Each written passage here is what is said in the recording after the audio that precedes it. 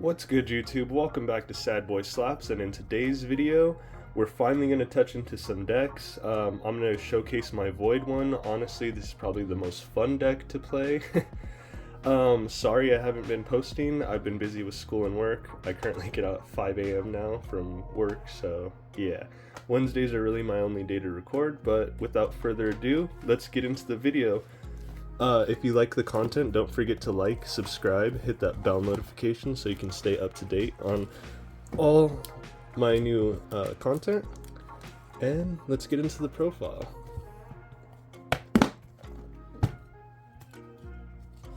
me see. Okay, so for the ancients, it's pretty standard. We're gonna rock this one. This actually combos with our deck. I'll explain some of the combos later. And you always want to have an ancient of whatever type you're using, just because, like, if I were to use a different ancient, like let's say I were to use the earth ancient, I would be down one essence. So this is just to help you get ahead, and also its effect does combo with some of the cards in this deck, so yeah. And if you don't know, anytime one of our creature? Yeah, whenever a creature you control would be sent to the abyss, you may shuffle it into your deck instead. That's the effect we're going to be utilizing. 1, 2, 3, 4, 5, 6, 7, 11, 12. We are running 12 essence, just because I do not want to ever not see essence or just like not have enough to pay my cost for certain cards.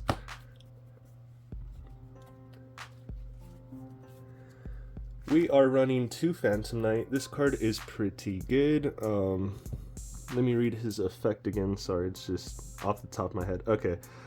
He negates the first damage that would be done each turn, so he can just sit here and your opponent has to attack him twice. He will just keep attacking. Or he's good for a blocker too. It's just a really, really cool card in general. Shout out to, I think his name is Meta Phantom. He also posts content. I know he loves that card. Next, we are going to go into our Shadow Unicorns. I am running 5 out of the 6. You can definitely run 6. I do want to try this deck at like a higher. I know 60 works, but you need like a little bit more essence just so you can draw into it. And I might try it at 50 though, because there's not too much cards I would want to add. So I want to see how consistent I can make this at 50, but currently I think it's at 43, 44. Unicorn, when he's destroyed through combat, both players draw a card and discard a card. Now, if you discard one of your monsters, you can just shuffle it back into the deck, which is pretty good.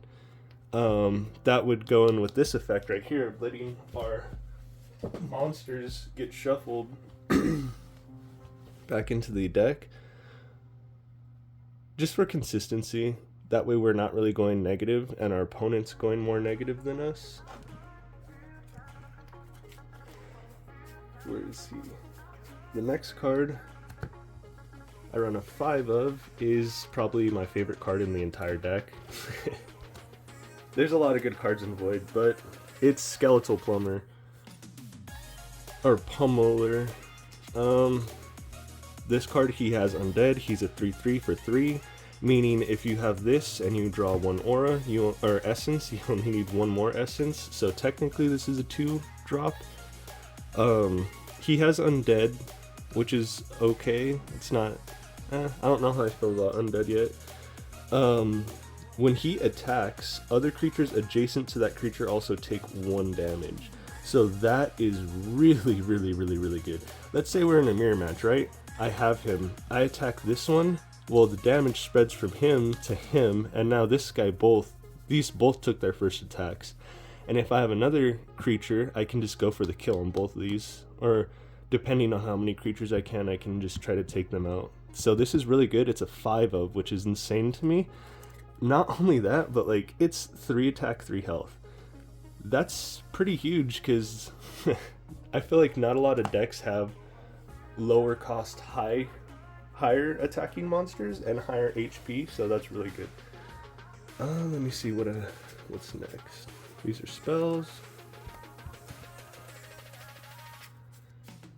Okay, next for our other 3 drops, we're running Shadow Priestess. This card is good, but you gotta learn how to play and be patient. So you don't want to ever play this card if you see it in your hand. You only want to play this on your opponent's turn, and that's the hard part. Especially when you don't have anything to draw into, just because like you're gonna want to play her, but if you just wait that one turn, I'm sure you won't take too much damage. She's a trap, so you can play this on your opponent's turn, but when she's invoked, I may send a creature from my Sanctum to my Abyss, meaning banish a card, and if I do, I target an opponent's creature and it gets -1, -1. So, yeah. If your opponent was planning on attacking, this is going to make them think twice. She's just there for more of a control. This deck's playstyle is not control. I know it seems similar. This playstyle, to me, is more of like a disruptive playstyle. I'm going to do everything I can to make my opponent not have a good time playing this game. And of course, when we get into multicolor, it's going to get more cracked, because I found out Earth has a card that lets you play around with your essence, and in any game, essence manipulation is broken, and that's why it's not in a lot of games, but it is in this one.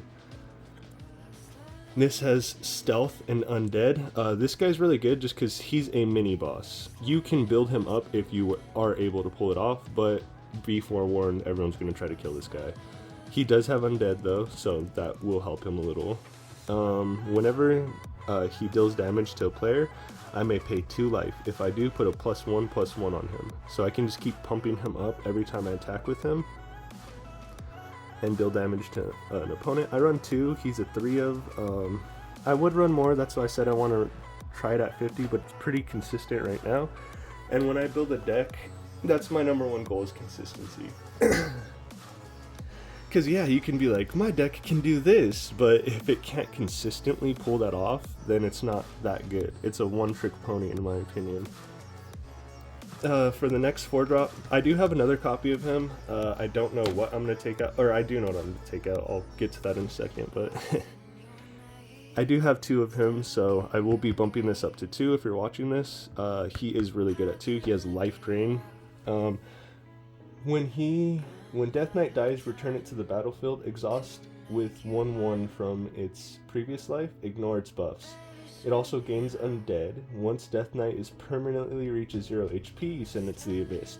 So no matter how many times you kill him, he's just going to keep coming back. You can boost him up, you can do whatever you want, and even though he will come back as a 2/2, just attack with your Skeletal Plumber to weaken your enemy, and you should be straight. Remember, 2 of, I only had 1, but my other copy is actually right here. So got another copy, just because I actually really like this card.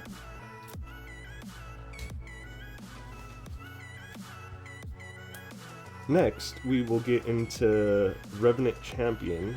He's an Undead. He's a 2 per deck. I'm only running 1 just because he is a 5-drop. I don't like to run too many high drop cards because they can clog your hand in the early game.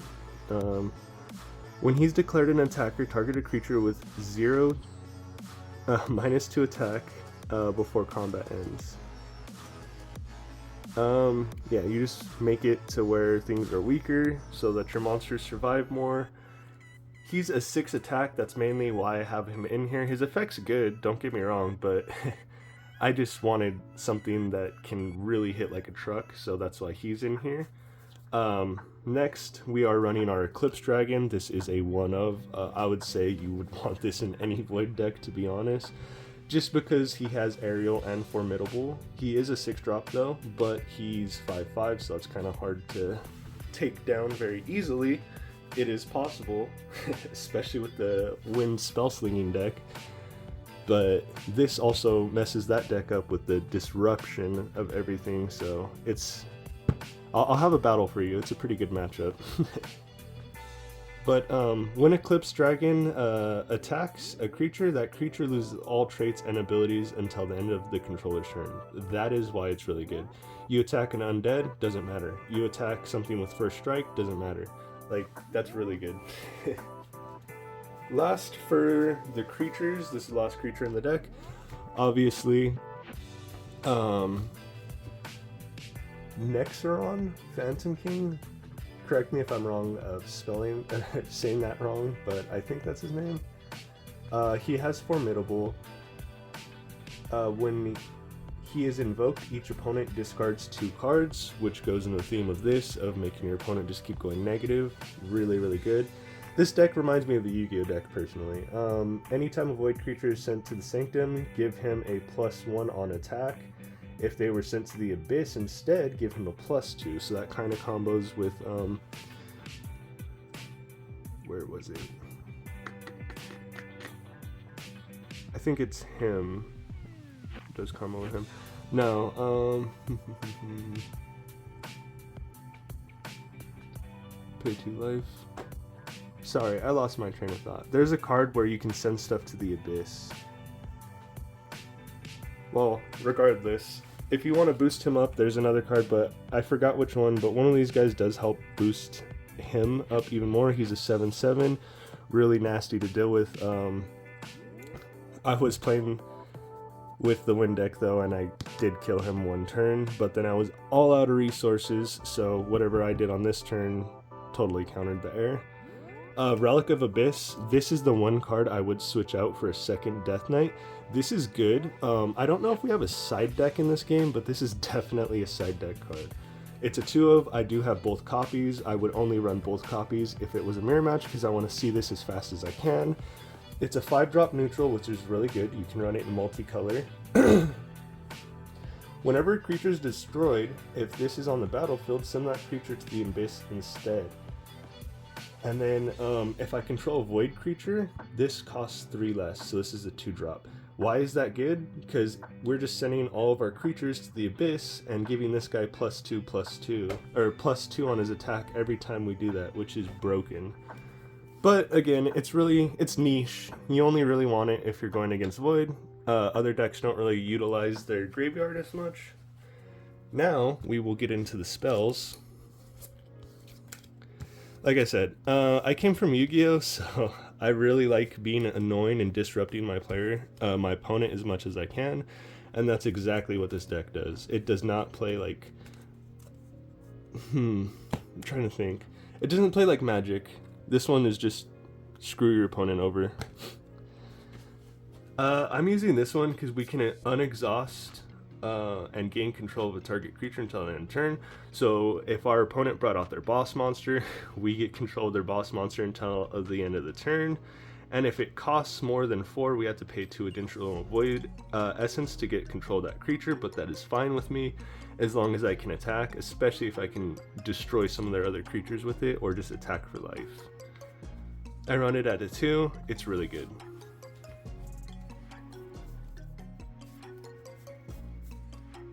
Next, I am running 1 Dispel Magic. I know, you're like, why not 2? It's good, but this deck already does so much that I feel 1 is fine. Arcane Bolt for draw power. And honestly, for draw power. Really, really good deck. This lets you pay 3, draw 7, but if you have no cards, you draw 5 without paying the cost, and this is, you have to, it's not optional, so if you have no cards, you have to just draw 5. This one, you deal 1 damage to target player, draw a card. You can do it to their creature, but no, you want to do it to their, you want to get that draw, because that lets you plus. You never want to go negative. This, all creatures lose stealth, which is really good in the matchup against Void and Earth. I think Void and Earth mostly have stealth. I think Water has a couple stealth cards too, but this gets rid of stealth completely, which is really, really good. And it also has Scry. You may pay 1 essence, draw a card, which is like, what the heck? So this is extra draw. This is our draw kit. I mean, if you really want to get technical, why this deck is so good, because of consistency. this is all of our drawing cards right here. So we're gonna have an opportunity to draw into everything we need. Not only that, but when stuff's destroyed, we can just send it back to the deck and then just hopefully draw into that again to keep disrupting our opponent. Or we can have some cards just stay in this so that we could send them to the Abyss to boost our boss monsters later on in the game. So it's a very, very fun deck. I hope I'll see some of you guys playing this. I will do other deck profiles of Void, but to me this is the strongest one. I'll try to do a budget build because I know this one's probably one of the more expensive decks to build. So I'll definitely be doing budget builds too. And I also want to do one where I make decks out of just your bulk. That way, if you guys don't want to ruin your hollows, and you do want to learn to play the game, you could just, whatever bulk is left over, you can make decks out of those bulks, which I think would be really fun.